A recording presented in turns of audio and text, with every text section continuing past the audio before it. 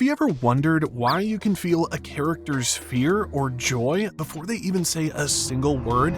For example, Wally sorts trash in silence and somehow breaks your heart, while Miles jumps off a building and it feels like he is rising instead of falling.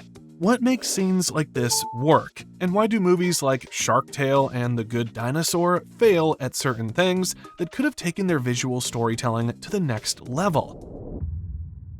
To tell your story visually, you need to follow 5 main steps, with the first step happening even before your story hits cinemas. In My Neighbor Totoro, there is this scene where Mei first meets Totoro. Mei is playing outside when she notices tiny creatures carrying acorns. Curious, she follows them into the forest. They lead her to a huge furry being sleeping under a tree. That being is Totoro. At first glance, he looks strange. He's big, covered in gray fur, with pointy ears and whiskers, and paws that end in long claws. Mei climbs onto him and later falls asleep on his soft belly like he's a giant pillow. But why does this moment feel safe instead of scary? Part of the answer sits right in Totoro's design. His body is round and fluffy, his belly is big and soft, and his face is wide with gentle eyes. His whole shape feels like a stuffed toy. Even though he is huge and sneezes like a monster, the roundness makes him feel friendly.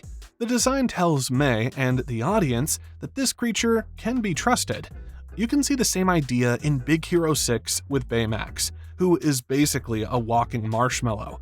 His body is made of soft inflatable vinyl. His arms are long and puffy, his legs are short, and his face is just 2 small black dots connected by a line. This is what I've been working on. Nothing about him looks sharp or dangerous. So the moment he waddles onto the screen, you already understand his job. He is a helper, a healer, and a gentle robot built to take care of people. Artists often use shapes like this to speak to the audience without words. Round shapes feel soft and warm, which is why characters like Totoro and Baymax look the way they do. Another thing roundness does is to intensify the sense of humor of a character. This is where Poe comes in. But the coolest part is, art lets us change the rules to surprise people. So if an artist wants to make roundness feel scary, they can just add sharp, pointy parts to it, as seen with Mr. Waternoose from Monsters, Inc. He has a big round body, but he walks on 6 crab-like legs that make him look like the Scorpion King. Suddenly, that roundness feels heavy and threatening instead of soft.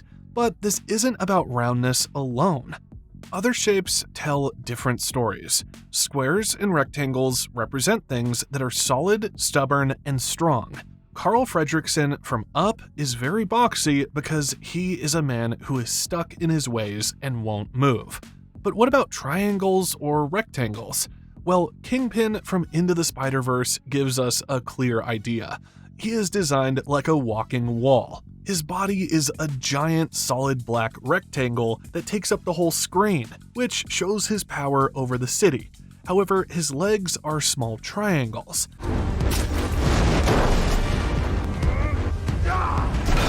This mix of a heavy top and sharp points makes him look monstrous, like a giant mountain that could crush you at any second. Sometimes, though, a movie tells a story simply by placing a character in the wrong place. But more of this later when we revisit something else Kingpin teaches us about visual storytelling. So, since we're focusing on character design now, how about how a character poses and the expressions they make? Well, this is where Miguel O'Hara from Across the Spider-Verse comes in. Miguel doesn't move like a normal Spider-Man.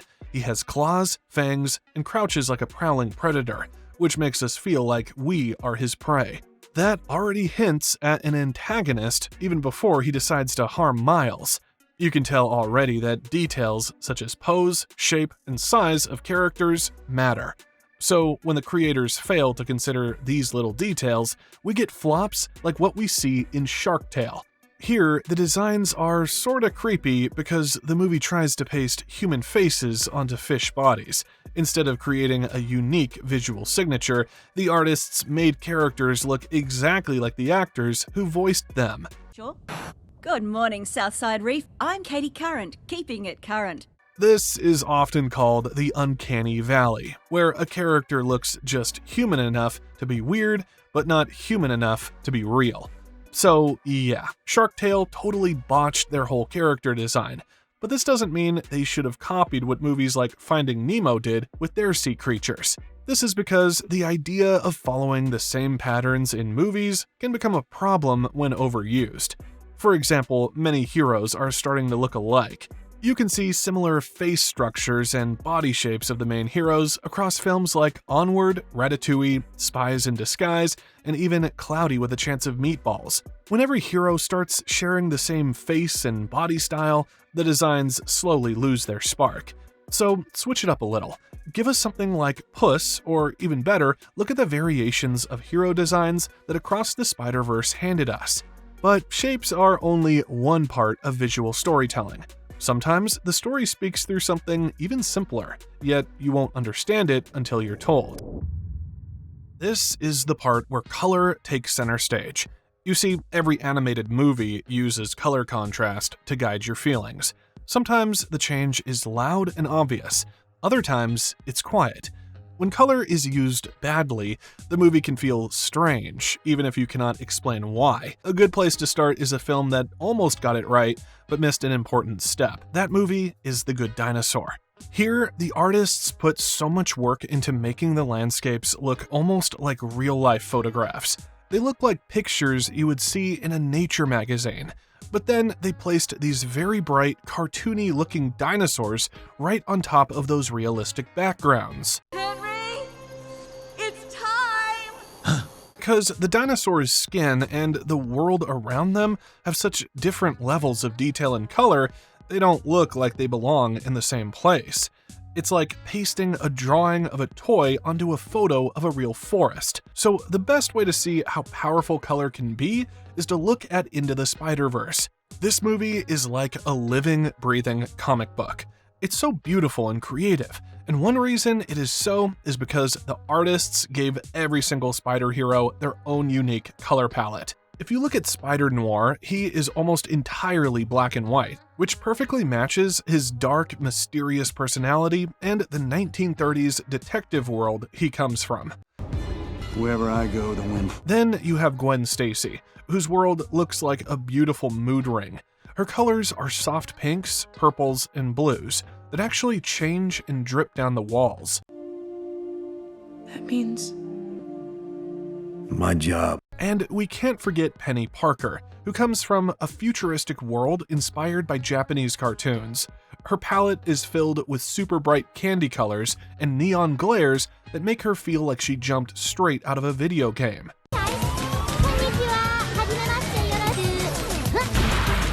By giving each hero their own special set of colors, the movie tells us exactly where they came from and who they are without them having to explain it. But aside from what the characters look like, colors are also used to show feelings or emotions. If a hero is feeling sad or depressed, the world might turn into cool, quiet blues or dusty grays. Then, as they start to find hope or courage, the screen warms up with vibrant golds and oranges. We see this in Toy Story 3 with Lotso. At first, he's introduced during the day, where he's surrounded by bright natural lighting that makes him seem like a friendly, grandfatherly figure. Well, hello there. I thought I heard new voices. But the moment his true mean personality is revealed, the lighting completely changes. It becomes harsh and cold, with high contrast, telling us instantly that he is the villain. And what do you know? This reveal happens at night. Put him back in the timeout chair. That was not by accident. Similarly, in The Lion King, Mufasa and Simba are almost always surrounded by bright, healthy colors like vibrant greens and golden sunlight. But when the scene shifts to Scar, the colors change to sickly greens, pale grays, and muddy blacks. That simple change in color temperature tells our brains that something is wrong. Even before Scar says a single word, Kai from Kung Fu Panda 3 is also shown with a sickly green glow. In fact, green is his signature color. While Lord Shen is always announced by a splash of bright, dangerous red, something also peculiar to Death in Puss in Boots. All of these examples let us know that color is basically a language, and when spoken well, it can elicit the desired emotion. So we've given our characters the right shape, size, and color, but we still need to animate them in a way that makes sense. This is where things start to get really tricky. Now, remember that the leap of faith in Into the Spider-Verse begins with Miles sitting at the edge of a tall building. The city spreads out below him, and the camera stays close to him, so we can feel the tension in that moment. Then, something very small happens that means a lot. After Miles wears his mask and is seen hanging from a window, the camera moves to his hand sticking to the glass. Then, as he takes the leap, the glass cracks and shatters under his fingers. Miles, a leap of faith. That tiny detail tells us something important. It tells us that Miles is scared, and that is why he was holding onto the glass in the first place. Yet this doesn't mean he would still not jump, because true bravery is not the absence of fear, but the courage to do whatever you want to do, even if you're afraid. The camera focusing on Miles' hand on the glass is another way of visual storytelling. We all understand that in animation, there is no real camera, but the person directing the movie acts like a god who can place the lens anywhere. It can be deep under a crack in the floor, high up in the clouds, or in this case, the window of a skyscraper breaking. How the directors arrange things in that frame is called composition, and it is the secret way they tell you who is powerful, who is trapped, and who is about to win. In this case, Miles was winning, and things were about to get a whole lot better. You see, when Miles falls, the camera flips upside down. The buildings and streets turn in the frame. Like, what's up, danger? Because of that choice, it looks like the city is rising toward him instead of him falling toward it. It is a simple trick, but it changes the feeling of the whole moment. Normally, falling looks like failure. Here, it looks like he is rising into something bigger. Basically, the camera work turns a fall into a victory. The camera also acts as the audience's eyes, and where we look from changes how we feel. If the camera is placed low and looks up at a character, that person suddenly looks like a giant, strong, looming, and even a little scary. Think about Judge Frollo in The Hunchback of Notre Dame. The camera almost always stays low, looking up at him, which makes him feel like he is taking over the entire screen.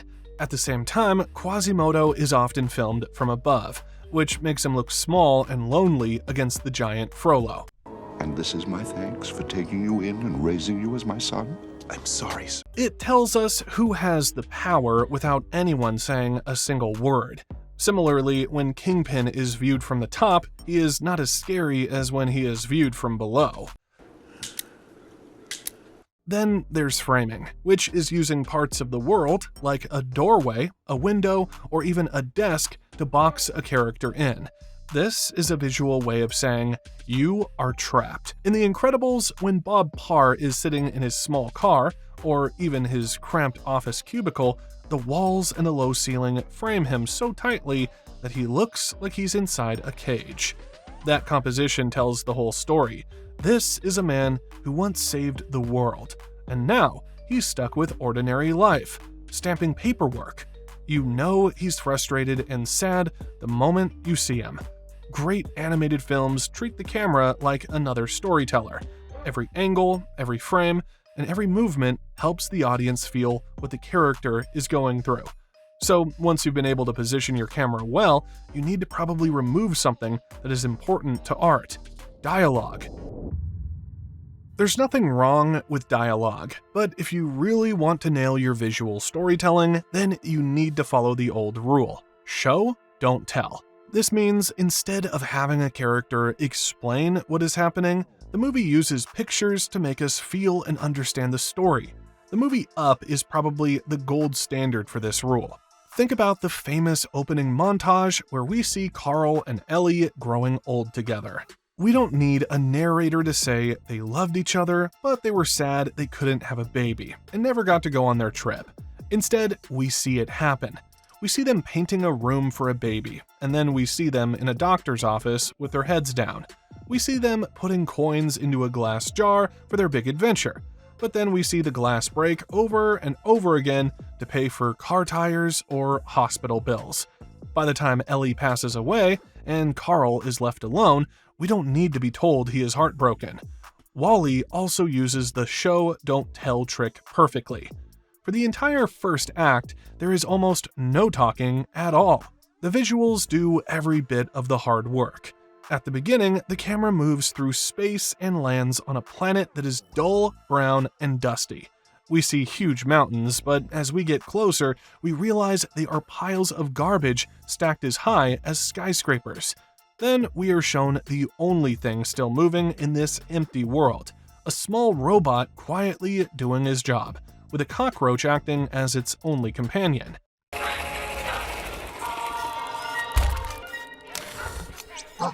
WALL-E rolls across the waste, picking up junk and crushing it into neat cubes.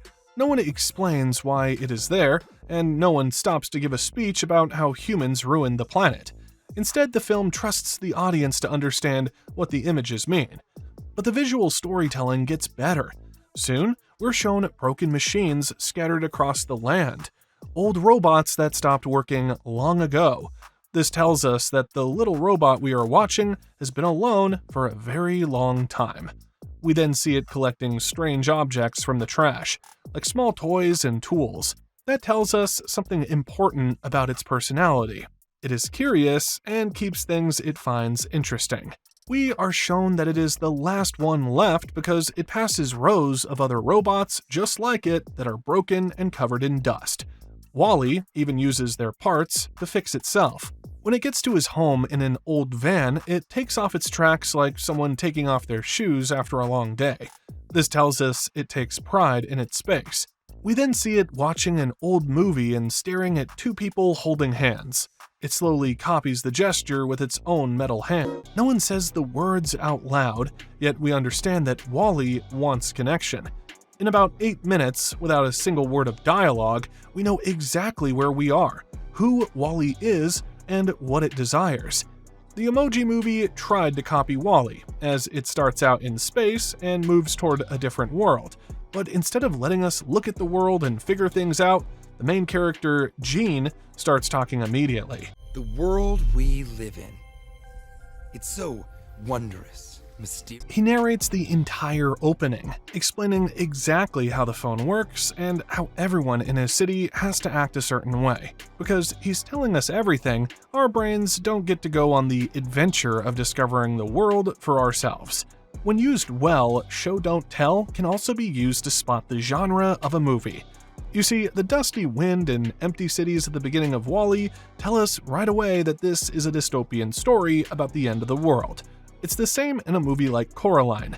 Right at the start, we see a pair of creepy, needle-like metal hands carefully sewing a doll to look like a little girl. And immediately our brains think, oh, this has gotta be a horror movie, because those sharp, thin fingers look so scary. But aside from showing us the setting, the main character, or even the genre of a movie, show don't tell also does one important thing. It happens to be the best way to portray big emotions like fear. I just love the smell of fear. In Puss in Boots, Puss is a hero who thinks he is brave and can never be hurt. But when he meets death, something changes. During their fight, the wolf is faster and stronger, and when he uses his sharp blades to nick Puss on the forehead, Puss is beyond surprised. This is the first time he has bled, and to understand the gravity of this, the camera zooms in, and we see the fur on his little cat arms literally stand on end.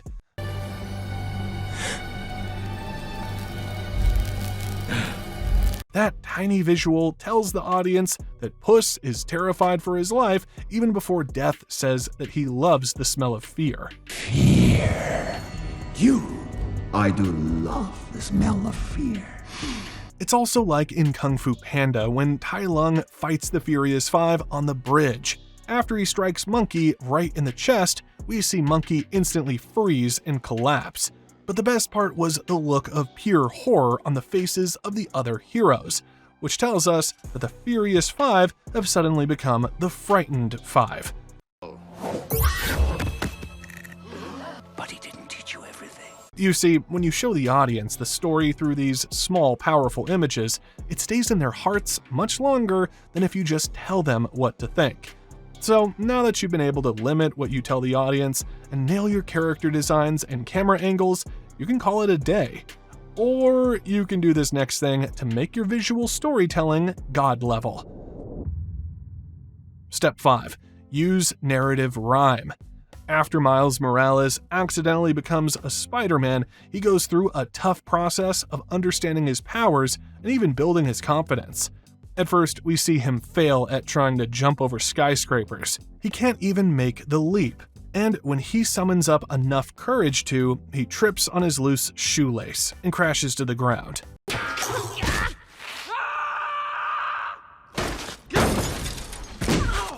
The camera stays upright, which makes it look like he is failing and falling away from his dreams.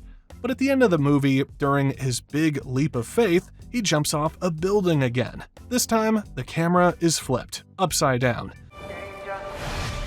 Like, what's up, danger? The action is the same, jumping off a building, but the visual rhyme shows us he has transformed from a scared kid into a true hero. You see, some stories move forward in a straight line. A character starts somewhere, goes through a few events, and ends somewhere else. But the most satisfying stories feel like a circle. The hero begins at one point, goes through a long journey, and then returns to a place that looks very similar to where they started. The difference is the hero. They are not the same person anymore. This is narrative rhyme or visual bookending, a technique where the beginning and ending scenes mirror each other to show transformation or closure. Think about how rhymes work in a song. The sounds repeat, but the meaning grows stronger each time. Movies can do the same thing with images. The same pose, the same action, or even the same camera angle can appear again later in the story. But when it comes back, it shows us how much the character has changed. The series Arcane also uses this trick, but in a more nuanced way, to show how friends take care of each other. Early on, Jace is at his lowest point, standing on a dangerous ledge. Then Victor walks up behind him. Am I interrupting? That moment saves Jace's life and starts their friendship. Much later in the story, the roles are reversed. Victor is the one standing on a ledge, feeling hopeless, and Jace walks up and says the exact same words. Am I interrupting? By repeating the same line and the same setting, the movie rhymes to show how their bond has come full circle. It reminds the audience that they have saved each other in the exact same way. We also see another type of nuanced narrative rhyme shown through character design. In How to Train Your Dragon, Hiccup and Toothless have one touching moment that happens several times, existing across the How to Train Your Dragon franchise. The first happens in Part 1, where Hiccup first touches Toothless as they build their initial bond.